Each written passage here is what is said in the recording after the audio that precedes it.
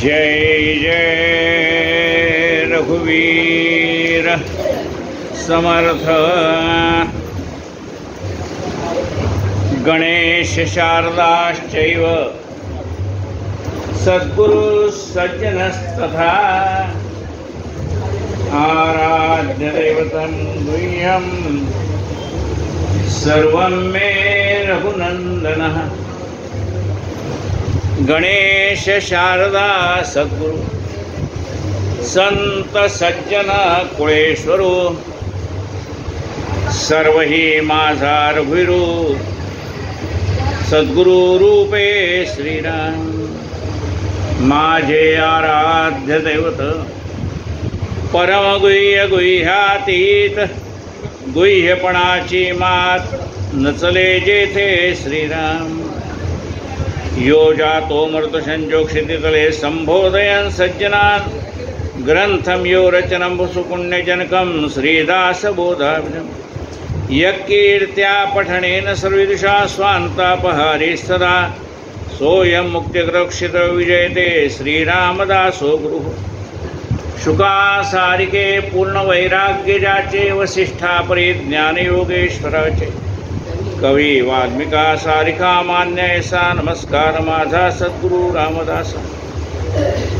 मला वाटते अंतरी त्वा वसावे तुझ्या दासबोधासी त्वा बोध व्हावे अपत्या परी पावी प्रेमग्रासा महाराजा सद्गुरु रामदास।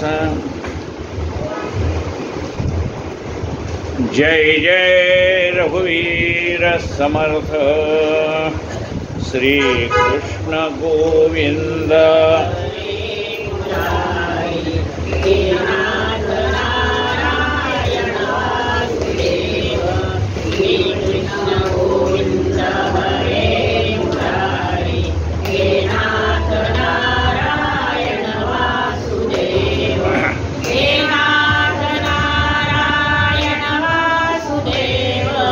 हे नाथ नारायण वासुदेव श्री कृष्ण गोविंद हरे मुरारे।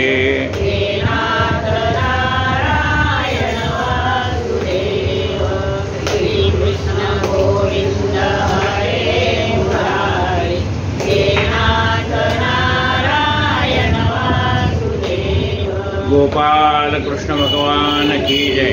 आपण ग्रंथराज दासबोध या विषयावरती यथाशक्ती चिंतन करतो। दशक 20वा आणि आज समास 3रा सुरू आहे। मुळी होऊन शेवटवरी विस्तार बोलिला नानापरी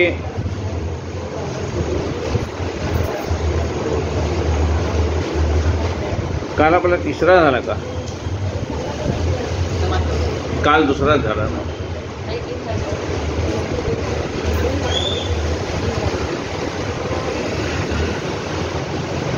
हा 3रा झाला का? 4था आहे आज। 4था समास। सकळ जनासी प्रार्थना उगेच उदास करावेना निरूपण आणावे मना प्रत्ययाचे। असं सांगितलंय की मनाला उगीच उदास करू नका। म्हणजे काय होतं की श्रीराम ज्याला पंखा सोसत नाही त्यांनी पंख्याच्या खाली बसू नका, पुढे या।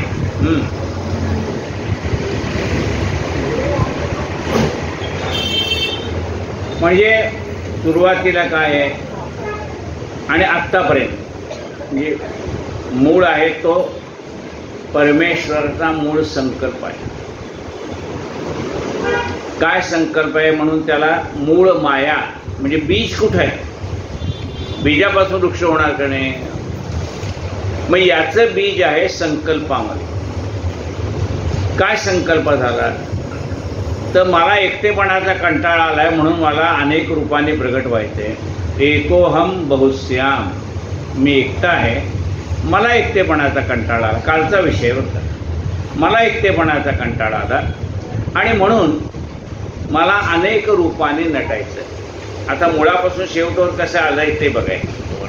हा मूळ संकल्प. मग त्या मूळ संकल्पातनं काय ती माया, आणि मायेपासून पुढे काय झालं तर त्रिगुण तयार झाले, त्यानंतर पंचमहाभूत तयार झाले, त्यानंतर पृथ्वीवरचे चत्वार खाणे, त्यात मनुष्य आला, असे सगळे हे झाले. आता कालच्या विषयामध्ये होते ती 14 नावं आहे, 14 तत्व सांगितली ना, ती 14 नावं आहेत परमेश्वराची. एकाच परमेश्वराला अनेक नावाने ओळखलं जातं. मग ती 14 नावं कुठली आहेत कालच्या विषयातली? तर ती 14 नावं एकालाच वेगवेगळ्या नावाने ओळखलं जातं, म्हणून ती 14 नावं आपल्याला माहिती पाहिजे. चैतन्य आहे, गुणसाम्य आहे, अर्धनारी नटेश्वर, षड्गुणेश्वर, प्रकृती पुरुष, शिवशक्ती, शुद्ध सत्वस्वरूप, अर्धमात्रा, गुणक्षोभिणी, सत्व, रज, तम, मन, माया, अंतरात्मा, शिव, अशी ही 14 त्या परमात्म्यालाच उद्देशून वेगवेगळ्या ठिकाणी वापरलेली वेगवेगळी नाव आहे. आता हा परमेश्वराचाच अंश म्हणून हा जीव जन्माला आला. तर त्याला जीव तर का म्हणताय? त्याला अजून परमात्म्याला जाणता येत नाही म्हणून त्याला जीव ही दशा प्राप्त झालेली. पण ह्या जीवाला ज्यावेळेला आत्मज्ञान होतं त्यावेळेला तो शिवस्वरूप असतो. म्हणजे ज्ञान आहे त्यावेळेला तो शिवस्वरूप आहे, अज्ञान अवस्थेमध्ये तो जीवस्वरूप आहे. जीवस्वरूप असताना दुःख आहे आणि शिवस्वरूप असताना हे त्याला सुख आहे. म्हणजे जीव शरीर असताना जीवरूप आणि शिवरूप हे काय भानगड आहे? देहाशी तादात्म्य आलं की दुःखाला सुरुवात, सुखाला सुरुवात. आणि सुखदुःखाच्या पलीकडे अवस्था म्हणजे काय? देहाचा विसर पडला की आनंदाशिवाय, चैतन्याशिवाय दुसरं काही नाही. म्हणून समर्थ मानतात देहे बुद्धी ते आत्मबुद्धी करावी.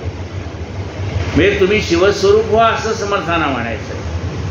ज्या ज्या वेळेला आपण देहावरती येतो त्यावेळेला देहाची सुख आणि दुःख आहे. गाढ झोपेमध्ये असताना सुखही नाही आणि दुःखही नाही, पण जागा झालं की सुख आलं आणि दुःख आलं. कोमात गेला तर काहीच नाही, पण शुद्धीवर आला की लगेच सगळं सुरू झालं. गाढ झोपेत असताना काहीच सुख दुःख नाही, पण जागा झाला की ते सुख दुःख आलं. म्हणजे देहाशी एकरूपता झाली की सुख आहे आणि दुःख आहे. आणि देहाचा विसर पडला, मग तो देहाचा विसर पडतो त्यावेळेला आपला आनंद जातो. टी व्ही पाहताना, मोबाईल पाहताना, प्रवचन ऐकताना, एखादं आवडतं काम करताना तिथं आपण आपल्याला विसरून जातो. म्हणजे कशावरून विसरतो? ठीक आहे, तिकडे दूध ऋतू गेलं, भाजी करपली. म्हणजे आपल्याला जे काम करायचं आहे त्याचाच विसर पडून जातोय ना काय. म्हणजे त्यावेळेस सुख मिळतंय, पण देहावरती आलं की दुःख. अरे अरे अरे अरे कसला वास यायला लागला म्हणून तिथनं ते हातातलं काम बाजूला जाऊन बघतात, गॅस बंद करावं लागतं. म्हणजे ज्या वेळेला आपला देहाशी संपर्क सुटतो त्यावेळेला आपल्याला आनंद अवस्था प्राप्त होते. आणि ज्या वेळेला देहाशी तादात्म्य येतं त्यावेळेला, म्हणून तो जीवस्वरूप काय, त्याच्याशी तादात्म्य आलं की जीवस्वरूप, त्याचा विसर पडला की शिवस्वरूप. माणूस या देहाच्याच माध्यमातून 8 प्रकारचे भोग भोगत असतो. शेवटी जे सुख आणि दुःख भोगायचंय ना ते शरीराच्या माध्यमातूनच भोगायचंय. मग त्या शरीराच्या माध्यमातून जे 8 अष्टभोग मनुष्य भोगत असतो ते कुठले आहेत? अन्न आहे, उदक आहे, तांबूल आहे, पुष्प आहे, चंदन आहे, वसन म्हणजे उत्तम प्रकारची वस्त्र आहेत, शय्या आहेत, चांगल्या प्रकारच्या गाद्या गिरद्या, आणि नाना प्रकारचे अलंकार आहेत. हे शरीरावरती आपण त्याचं अन्न ग्रहण करतो, पाणी पितो, उत्तम प्रकारचा अत्तर म्हणा, सेंट म्हणा, काय असेल ते, म्हणजे हे सगळे जे आहेत ते शरीराला नाना प्रकारचे भोग आपण भोगतो, त्याच्यापासून मिळणारा आनंदही उपभोगतो. आणि 9 प्रकारचे रस आहेत. ते 9 प्रकारचे रस कुठले आहेत? शृंगार रस आहे. सगळ्या कामिक कथा ऐकत गेल्या तर शृंगार रस आहे. वीर रस आहे. युद्धाच्या गोष्टी ऐकल्या तर वीर रस आपल्याला प्राप्त होतो. करुण रस आहे. करुणाष्टक आहे ती करुण रसच आहे. रौद्र रस आहे. बिभत्स रस आहे. भयानक रस आहे. अद्भुत रस आहे. हास्य रस आहे. असे काव्यामध्ये वेगवेगळे प्रकार आहेत. ते काव्य ऐकल्यानंतर त्या त्या प्रकारच्या मनामध्ये भावना निर्माण होतात. अशा प्रकारचं हे सगळं कालच्या विषयामध्ये येऊन गेलेलं ज्ञान आहे.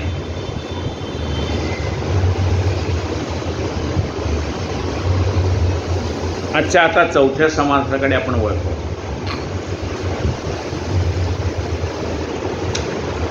सकळ जनासी प्रार्थना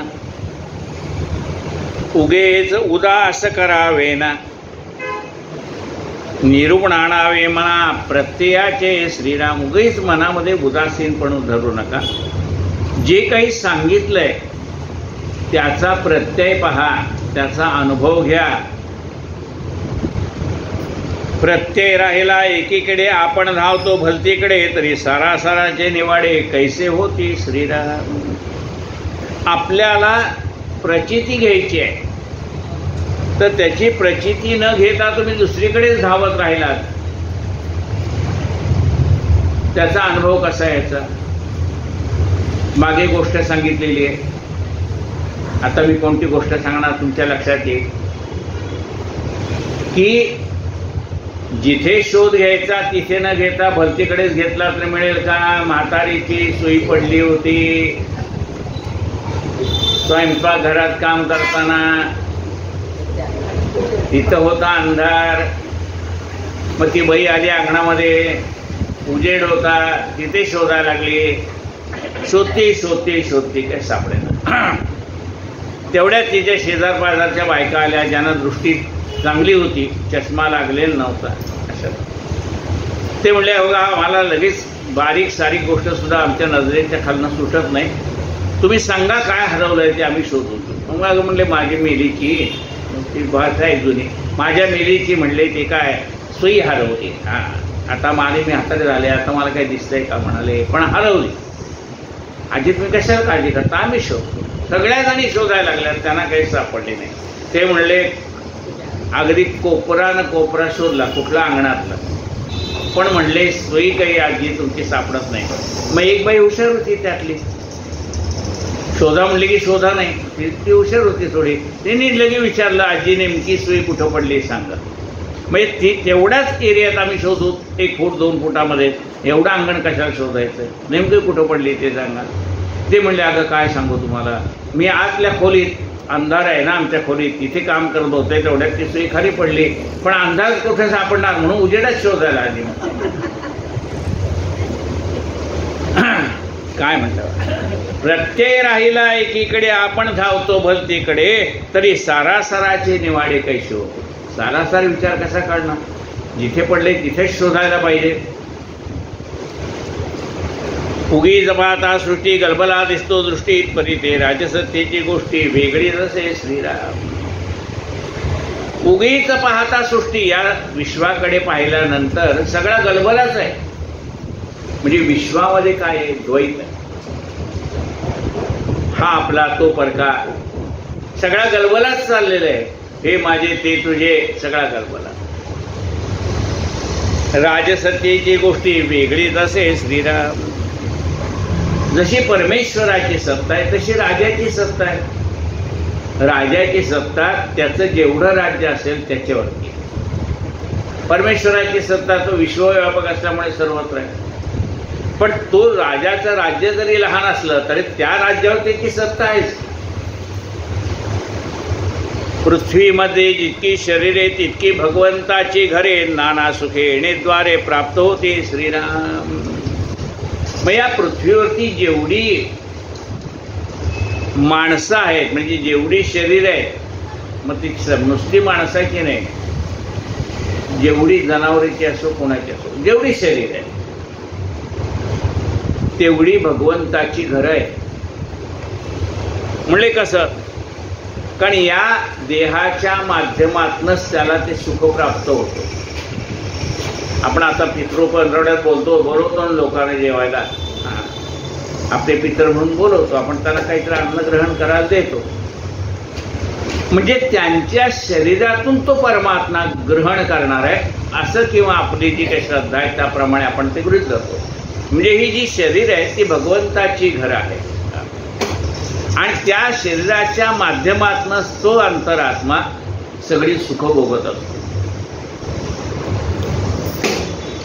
त्याचा महिमा कळेल कोणा? त्याचा महिमा कोणाला कळणार आहे? म्हणजे कोणाच्या? परमात्म्याचा. त्याचा महिमा कळेल कोणा? आता एकटा प्रत्येक ठिकाणी जाण्यापेक्षा त्यांनी काय केलं? मग आपली काळजी घेणारी अनेक माणसं तयार केली. आता ह्या देहाची काळजी घ्यायची ना, मग त्यांनी पहिल्यांदा निर्माण केलं आईला. माता वाटून कृपाळू झाला, प्रत्यक्ष जगदीश जगाला रक्षितसे श्रीराम. त्यांनी आपलं काम थोडं आईकडे देऊन टाकलं. मग आई, भगवंत जशी आपल्या लेकराची काळजी घेतो तसं आई आपल्या लेकराची काळजी घ्यायला लागली. माता वाटून मोकळा झाला. आपलं जे वात्सल्य आहे, भगवंताचा वात्सल्य भाव आहे, तो आईच्या रूपाने आपल्यापर्यंत पोहोचवला त्यांनी. त्याचा महिमा कळेल कोणाला? माता वाटून कृपाळू झाला, प्रत्यक्ष जगदीश जगाला रक्षितसे श्रीराम.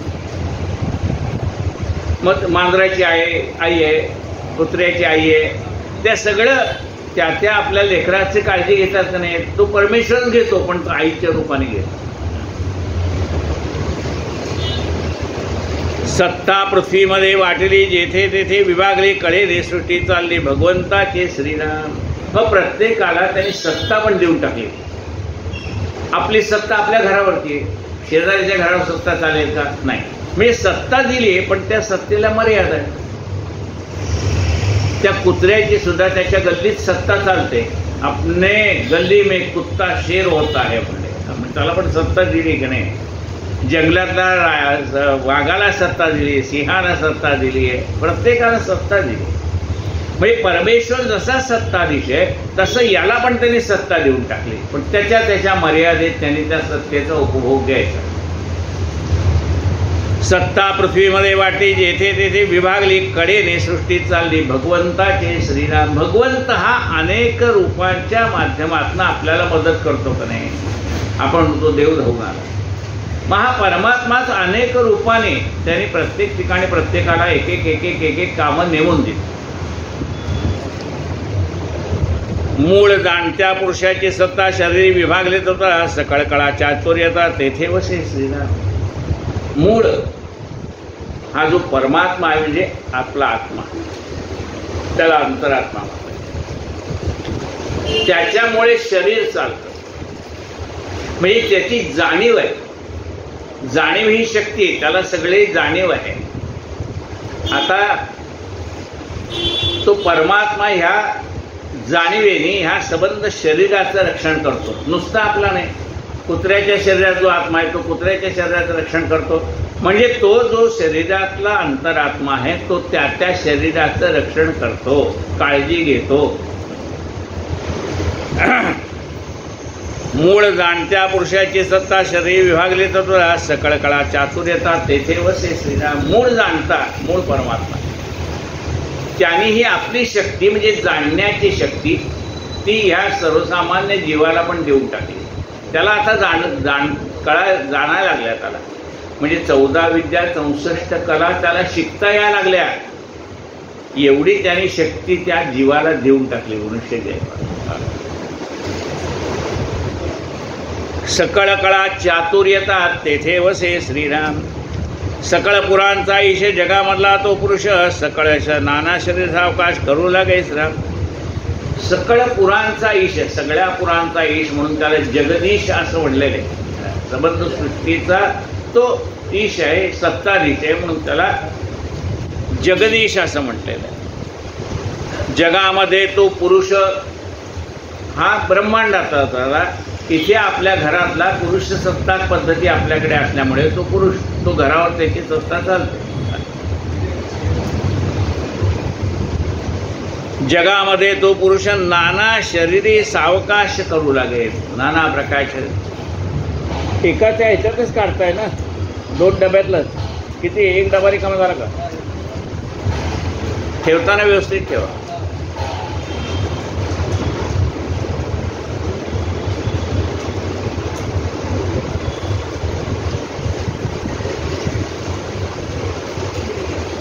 सकळ पुराणचा ईश जगामध्ये तो पुरुष नाना शरीरी सावकाश करू लागे. श्रीराम पाहता सृष्टीची रचना ते एकाचे न चालेना, एकची चालवी नाना देह धरून. श्रीराम आता एवढी मोठी सृष्टी चालवायची म्हणजे एका माणसाचं काम आहे का?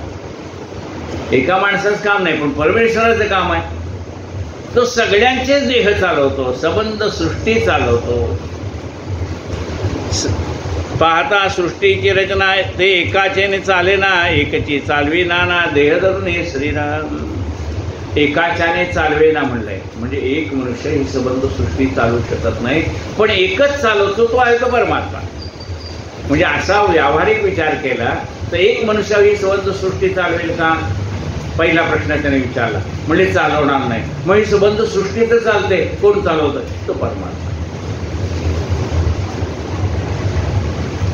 पाहता सृष्टीची रचना ते एकाचे न चालेना, एकची चालवी नाना देह धरून. हे श्रीराम नाही उच्च नीच विचारले, नाही बरे वाईट पाहिले, कार्य चालू ऐसे झाले भगवंतासे. श्रीराम बरी सत्ता देताना, हे देताना सगळं म्हणजे जाणीव देताना भगवंताने असा विचार केला नाही की मी चांगल्या शरीरालाच देईन. चांगलं शरीर असो वाईट शरीर असो सगळ्यालाच बुद्धिमत्ता दिली. याची आवड प्राणी मात्राला बुद्धी दिली आहे. म्हणजे काय सगळ्याला सारखी कॉमन बुद्धी काय आहे? आहार निद्रा भय मैथुनंच, अन्न कसं मिळवावं ही बुद्धी याच्यावर प्राण्याला दिली. कंटाळा आला तर झोप कशी घ्यावी ती पण दिली. अगदी माशाला पण दिली. आता मग आपला विचार करणार की मासा पाण्यामध्ये झोपतो कसा?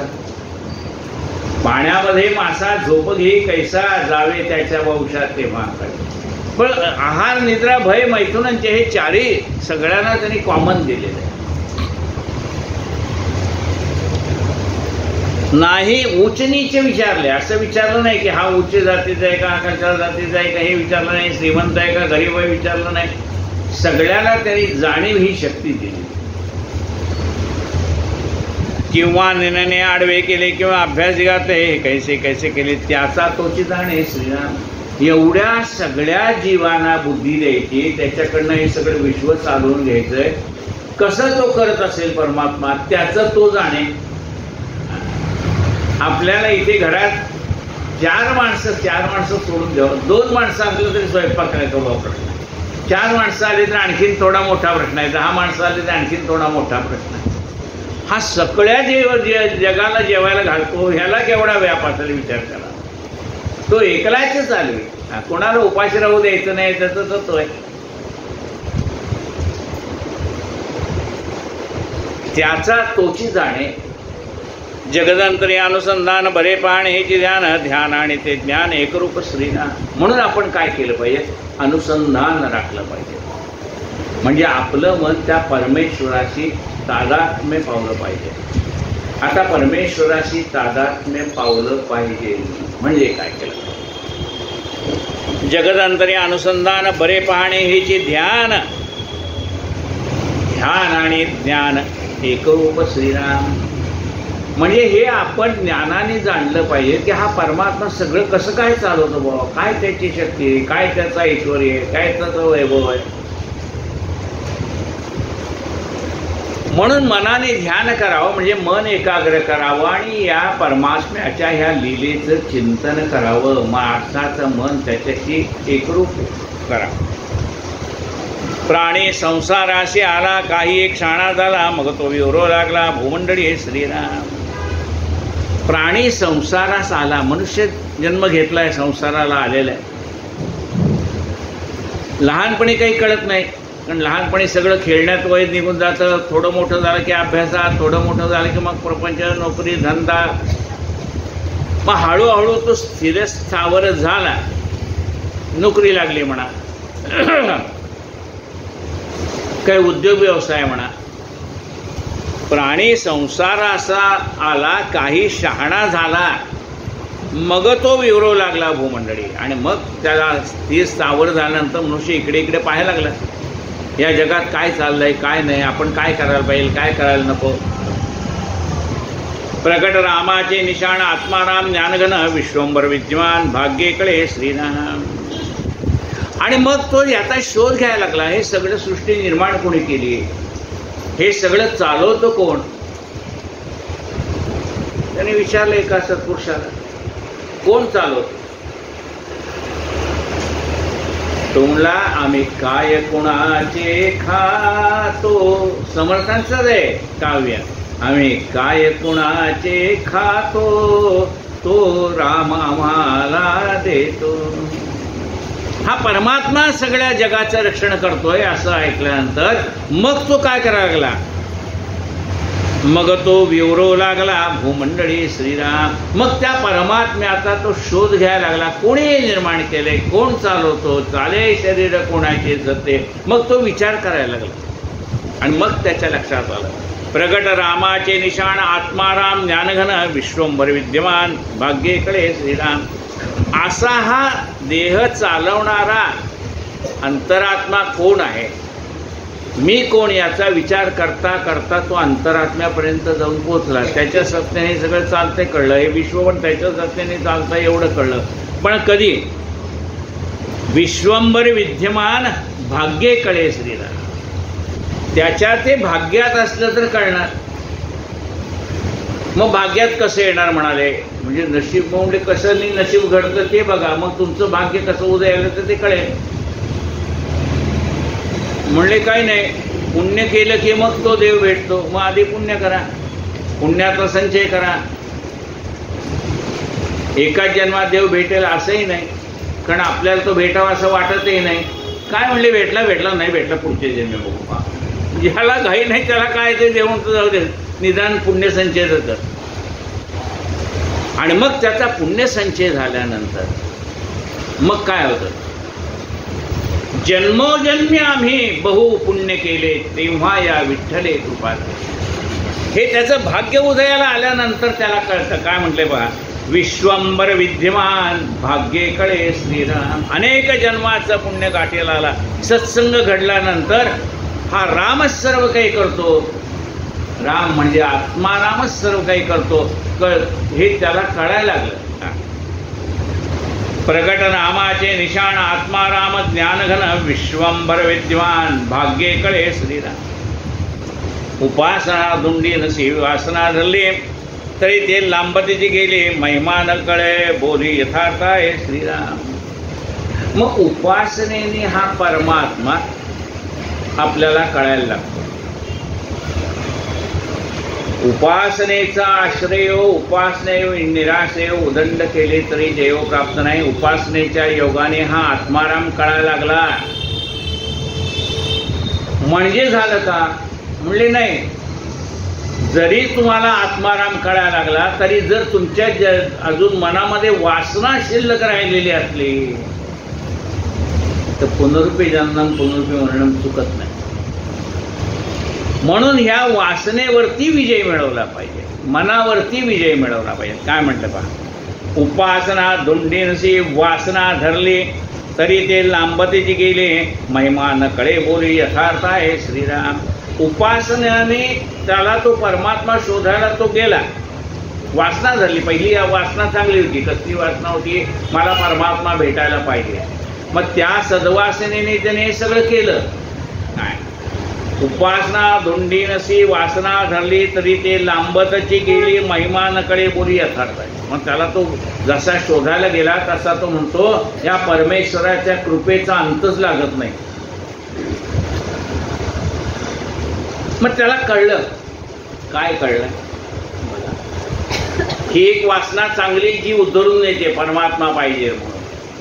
पण एवढा सगळा परमार्थ करून जर दुसरी वाईट वासना शिल्लक राहिली तर ती अधोगतीला नेते. चांगली वासना उद्धारण नेते, वाईट वासना अधोगतीला नेते. त्याला एक गोष्ट कळायला लागली, जेव्हा आपण अभ्यास करतो ना त्यावेळेला त्या गोष्टी कळायला लागतात. मग हा मनुष्य अभ्यास करायला लागला, परमात्मा तत्व जाणायला लागला, त्याला एक गोष्ट कळून आली. द्रष्टा म्हणजे पाहता, साक्षी म्हणजे जाणता, आनंद रूपी अनंत ओळखावे श्रीराम. म्हणजे त्या परमात्म्याला ओळखता आलं पाहिजे. परमात्म्याला ओळखता आलं म्हणजे काय? द्रष्टा म्हणजे पाहणारा आणि साक्षी म्हणजे जाणणारा. आपण पाहतोय, पाहणारा वेगळा आहे आणि काय चाललं हे जाणणारा वेगळा आहे. नुसतं पाहिलं आणि गेला, यांनी जाणलं तिथं काय चाललंय ते. म्हणून द्रष्टा, परमात्मा हा काय द्रष्टा आहे, साक्षी रूप आहे तो परमात्मा, कुठं काय चाललंय हे जाणतो. द्रष्टा म्हणजे पाहता, साक्षी म्हणजे जाणता, अनंत रूपी अनंता ओळखावे श्रीराम. परमात्मा हा साक्षी रूप आहे. आपण जे काही करतो चांगलं वाईट त्याला तो साक्ष आहे. संगती असावी भल्यांची, धाटा काटा निरूपणाची, काही एक मनाची विश्रांती आहे श्रीराम. म्हणून हे परमात्म तत्व कळायचं असेल, आता तरी मनात धुंडीनशी उपासना, धुंडीनशी वासना धरलेलीच आहे ना. परमेश्वराला शोधून काढील अशी वासना मनात धरली आहे आणि त्याच्यासाठी काय करायचं तेही समर्थाने सांगितलंय. काय म्हटलंय बघा, यासाठी काय लागतंय? संगती असावी भल्यांची, भल्या माणसाची संगत पाहिजे. धाटा कथा निरूपणाची, काही एक मनाची विश्रांती आहे. अशी संगती असावी की कथा ऐकता ऐकता मन त्या कथेशी एकरूप व्हावं. काही एक मनाची विश्रांती आहे. अशी कथा ऐकल्यानंतर काय होतं? मनाला विश्रांती मिळते. म्हणजे तुम्ही जाता, तुम्हाला काय मिळतं? म्हणजे आम्हाला मनाला आनंद वाटतो, समाधान वाटतं. म्हणजे ही मनाला आमच्या विश्रांती मिळते. किंवा मन जे धकाधकीत गुंतलेलं आहे ते जरा शांत होतं.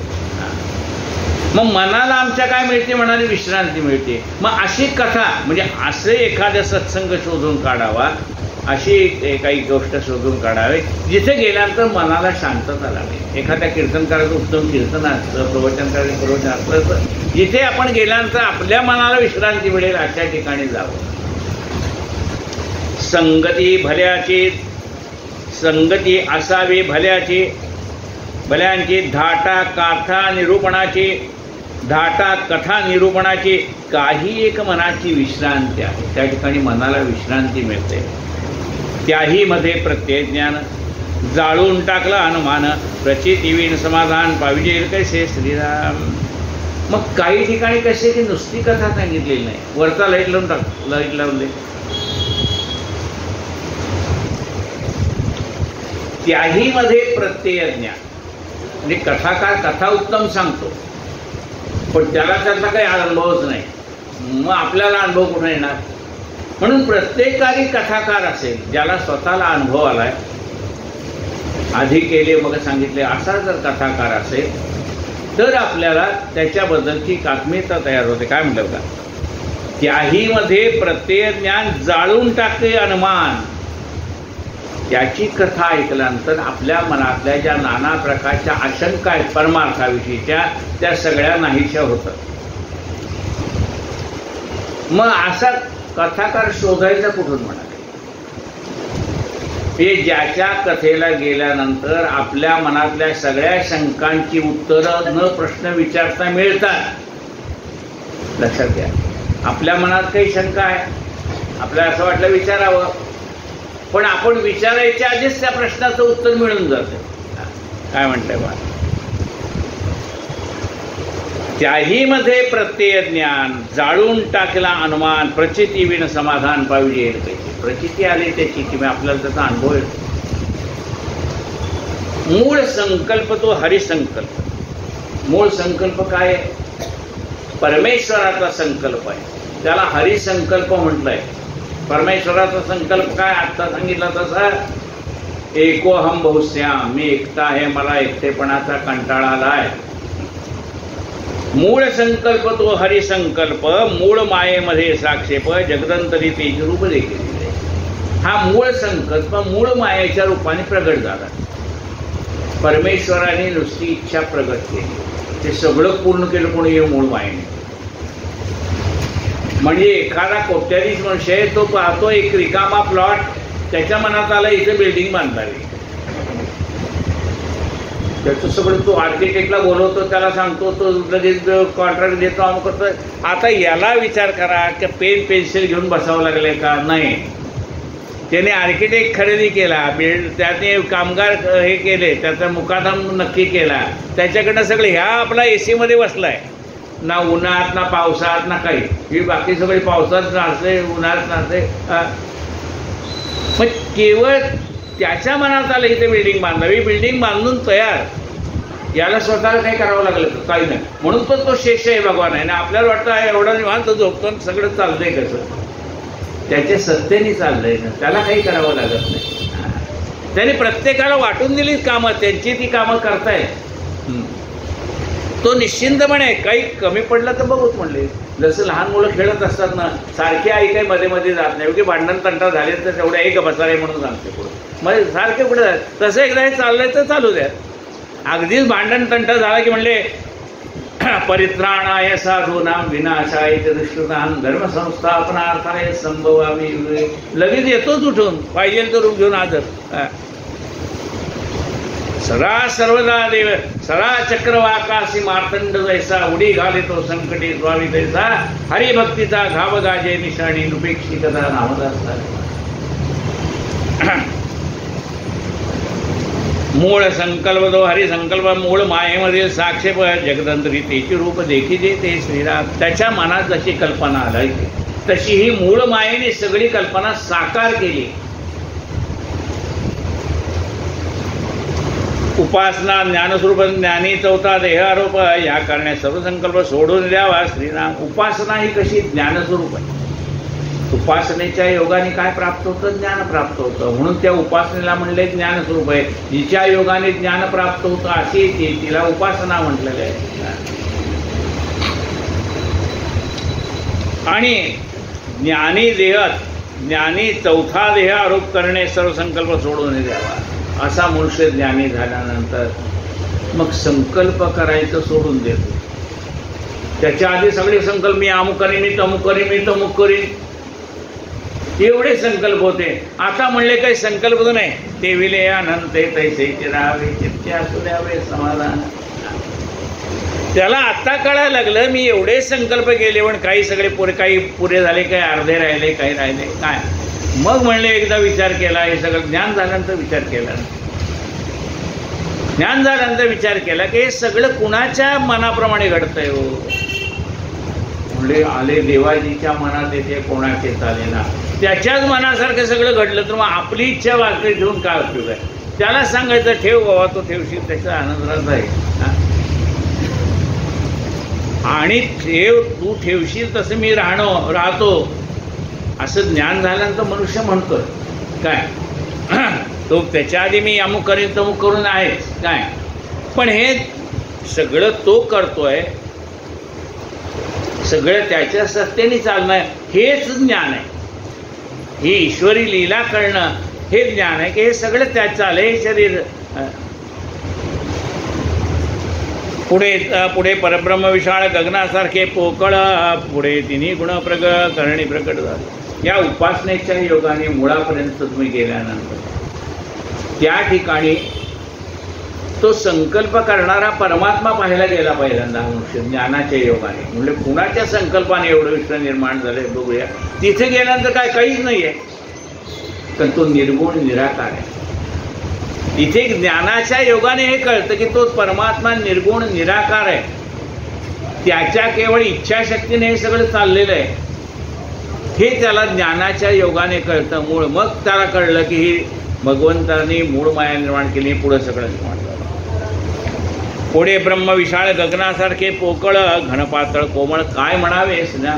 तिथे पाहायला गेला तर काय गगनासारखं पोकळ आहे, काहीच नाही. आपल्याला वाटतं तिथे काही शंखचक्र गदा-पद्म घेऊन बसलेला शिष्य भगवान आहे का? नाही. तिथं तो निर्गुण निराकार येतो वाचो निवर्तनते असा तो परमात्मा त्या ठिकाणी आहे. मग त्याला घन म्हणावं का पोकळ म्हणावं का पातळ म्हणावं का काय म्हणावं, काही म्हणू नका, शांतपणे बसा. उपासना म्हणजे ज्ञान. ज्ञाने पाविजे निरंजन योग्यांचे समाधान येणे रीती श्रीराम. या ज्ञानाच्या योगाने पाविजे निरंजन निर्गुण निराकार परमात्मा पाहता येतो, म्हणजे जाणता येतो. पाहायला तिथे काही शिल्लकच नाही ना, पाहायचंय काय, त्याला जाणायचंय.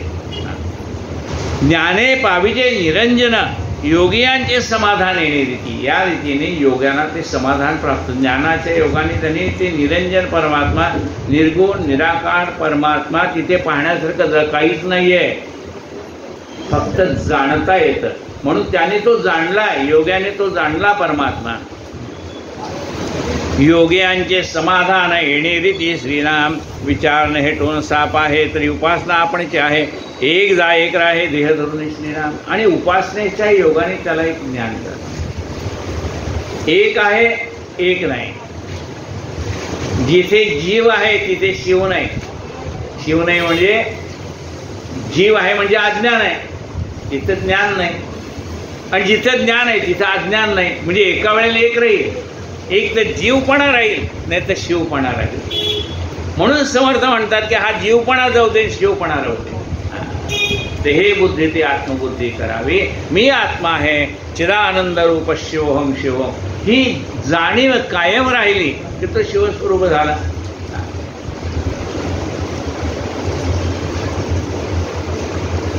विचार न हेटून साप आहे तरी उपासना आपणची आहे. एक जाय एक राहे देह करून.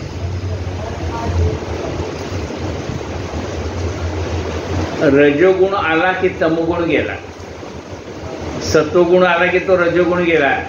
लक्षात घ्या. एका वेळी ज्या वेळेला आपल्याला राग येतो ना म्हणजे तमोगुण आला, मग त्यावेळेला तो रजोगुण पण नाही सत्वगुण पण नाही. मी कुणाचं ऐकत नाही, मला काय सांगू नका, काय तमोगुण वाढलाय म्हणजे बाकी काय. आज अगदी चांगले साड्या विड्या घातलेत, अलंकार घातलेत, 10 वेळा मेकअप चाललाय, पुढे आज काय पुढे रजोगुण वाढलाय. देवापुढे एकाग्र मनाने बसले, ध्यान चाललंय, स्वतःला विसरून गेले म्हणजे आज सत्वगुण आहे. म्हणजे एक राहतं एक जातं, हे लक्षात घ्या. एक राहतं एक जातं. तरी उपासना आपण जे आहे एक जाय एक राहे देह दोन निसलेला. एक तर तो परमात्मा नाही तर हा जीव.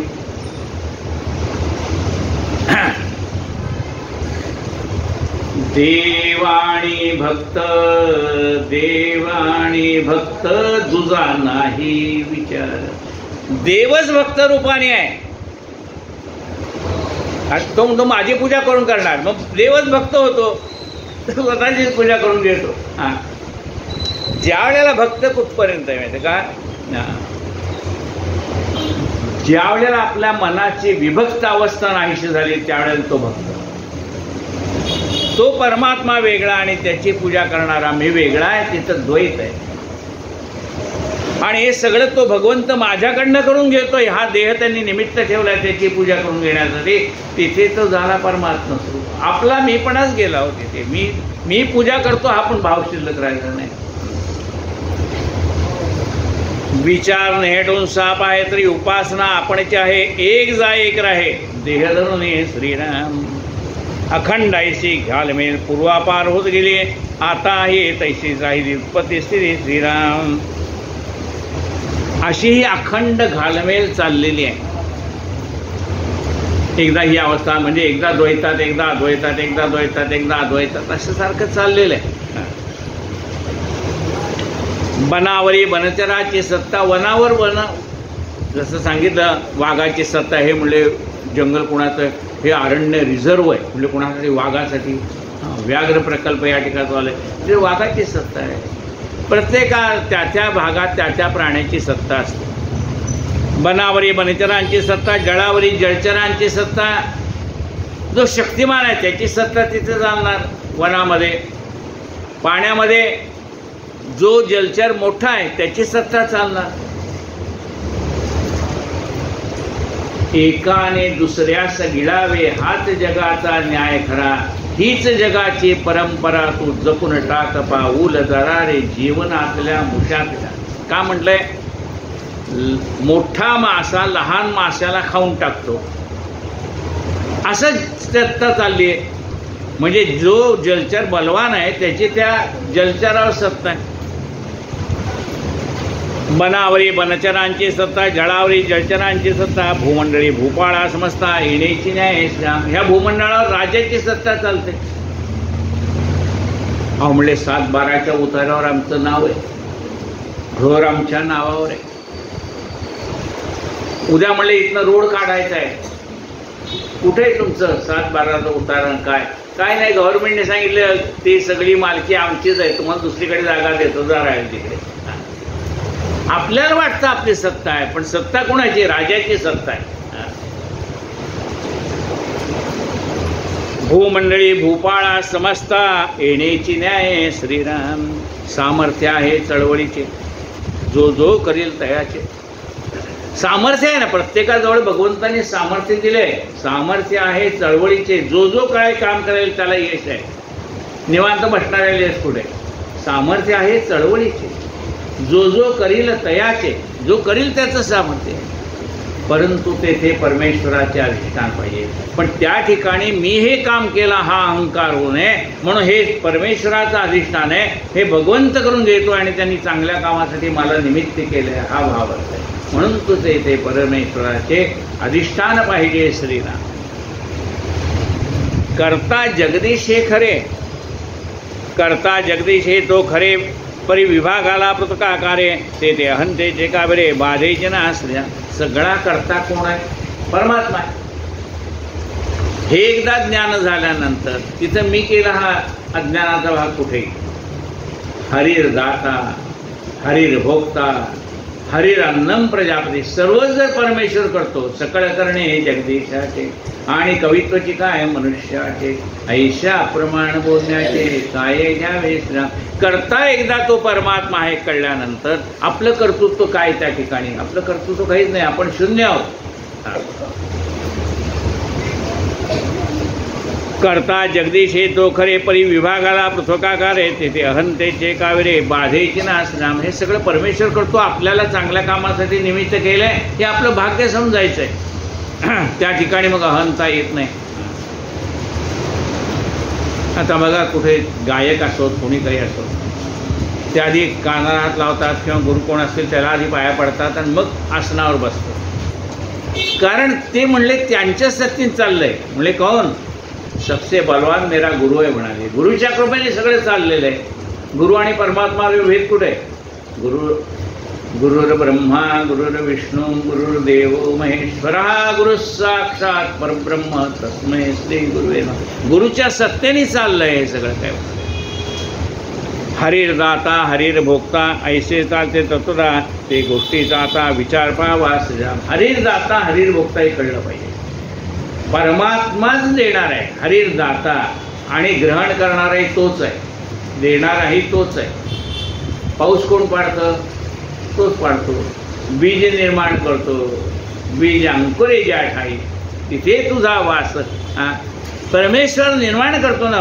पाऊसच नाही आलं, विहिरीला पाणी नसलं, आपण काय पीक पिकवणार आहे? तो सगळं तो करतो. हरिदाता शेतकऱ्यांच्या रूपाने अन्न निर्माण करतो, कामगारांच्या रूपाने त्याची वाहतूक करतो, निराळ्या व्यापाऱ्यांच्या रूपाने आपल्यापर्यंत पोहोचवतो, दळणवाल्याकडनं किंवा ग्राइंडर मशीनवर आपल्याला सगळं बारीक पीठ करून देतो. आपल्याला सगळं हे त्या ठिकाणी परमात्म्याचीच रूप आहे. आणि तो परमात्मा प्रत्येकाकडनं काही ना काही काम करून देत असतो. हरिर भोक्ता परमात्माच ग्रहण करतो. कशावरनं? अहम वैश्वानरो भूत्वा प्राणिनां देहमाश्रितः प्राणापान समायुक्त पचाम्यन्नं चतुर्विधम. हरिर भोक्ता का म्हणलंय? प्रत्येक प्राणीमात्रामध्ये तोच असल्यामुळे आम्ही कुणालाही अन्नदान केलं तर ते त्यालाच पोचणार आहे. लक्षात आलं ना?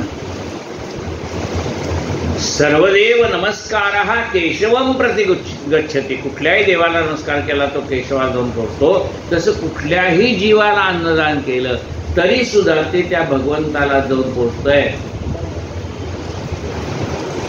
सकळ करता परमेश्वरू आपला माईक विचारू जैसे कळेल तैसे करू जगदंतरे श्रीराम. सगळं परमात्मा करतोय याचं एकदा ज्ञान झालं माणसाला. आपला माईक विचारू, आपण केवळ निमित्त मात्र आहे तेवढं कळलं तरी पुष्कळ आहे. आपला माईक विचारू जैसे कळेल तैसे करू जगदंतरे श्रीराम. परमेश्वर बुद्धी देईल तसं आपण करूया. देवा एवढे चपळ नाही, ब्रह्मा एवढे निश्चळ नाही. पायरीने पायरी चढून पाही मुळपर्यंत. हे सगळं चालवतोय, ह्या चंचल आत्मा सगळं चालवतोय आपल्याला. पण या सगळे जे चाललेलं आहे आपल्या देहाच्या माध्यमातून हे करून घेतोय, राजाच्या माध्यमातून राज्य चालवतोय, हे सगळं कळलं. पण हे कळता कळता म्हणजे ज्ञान कुठपर्यंत जाऊन पोहोचायला पाहिजे, त्या मूळ परमात्मा निर्गुण निराकार परमेश्वरापर्यंत जाऊन पोहोचलं पाहिजे. देवा एवढे चपळ नाही, ब्रह्मा एवढे निश्चळ नाही. पायरीने पायरी चढून पाही मुळापर्यंत श्रीराम. पायरी पायरीने जावं लागतं वरती, हळूहळू हळूहळू ज्ञान ग्रहण करावं लागतं आणि मग त्या मूळ परमात्मा संकल्पापर्यंत आपण जाऊन पोहोचतो. इति श्री दासबोधे कृषीद्वादे आत्माराम निरूपणाम समास चतुर्थ. श्रीराम समर्थ श्रीराम. झाले साधनाचे फळ, संसार दाहला सफळ. निर्गुण ब्रह्मते निश्चळ, अंतरी बिंबले श्रीराम. हिशेब झाला मायेचा, झाला निवाडा तत्वांचा. साध्य होता साधनाचा, ठाव नाही श्रीराम. स्वप्नी जे जे देखिले ते ते जागृती सोडाले. सहजच्या निर्वाच्य झाले बोलताने श्रीराम. ऐसे हे विवेके जाणावे, प्रत्येक खुणेस मानावे. जन्म मृत्यूच्या नावे शून्याकार श्रीराम. भक्ताचे निस्साभिवाने कृपा केली दाशरथीने. समर्थ कृपेची वचने तोहा दासबोध श्रीराम. 20 दशक दासबोध श्रवणद्वारे घेता शोध. मनन करत्यात विशद परमार्थ होतो श्रीराम. 20 दशक 200 समास साधके पहावे सावकाश. विवर्ता विशेषा विशेष कळो लागे श्रीराम. ग्रंथाचे करावे स्तवन, स्तवनाचे काय प्रयोजन. येथे प्रत्यास कारण प्रत्यय पहावा श्रीराम. देहे तवपाचा भूताचा, करता आत्मा तेथीचा. आणि कवित्व प्रकार मनुष्याचा, कशावरणे श्रीराम. सकळ करणे जगदीशाचे, आणि कवित्वची काय मनुष्याचे. ऐसे अप्रमाण बोलण्याचे काय घ्यावे श्रीराम. सकळ देहाचा झाडा केला, तत्व समुदाय उडाला. तेथे कोण्या पदार्थाला आपले म्हणावे श्रीराम. ऐशी ही विचाराची कामे, उगेच भ्रमो नये भ्रमे. जगदीश्वर्यानुक्रमे सकळ केले श्रीराम. इति श्रीदास बोधे गुरुशिष्यसंवादे विमळ ब्रह्मनिरूपणाम समाज दशम. श्रीराम समर्थ श्रीराम. जय जय रघुवीर समर्थ. आरती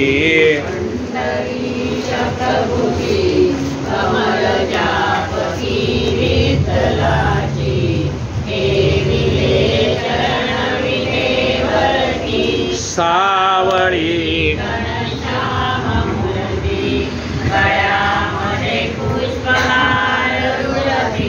खुले त्यावरी.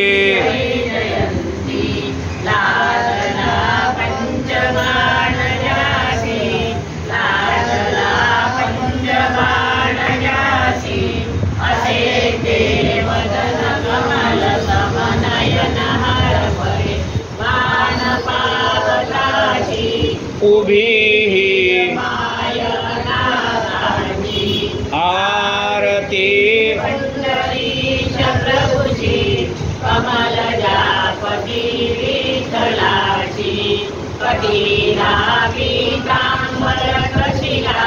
कस्तुरी मितीना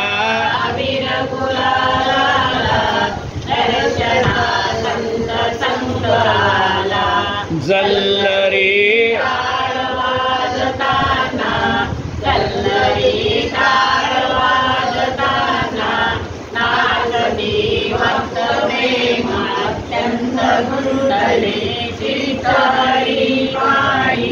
गुंतले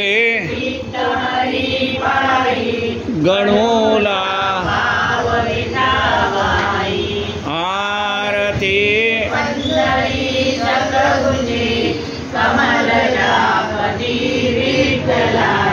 सद्गुरु माऊली जगद्गुरु जय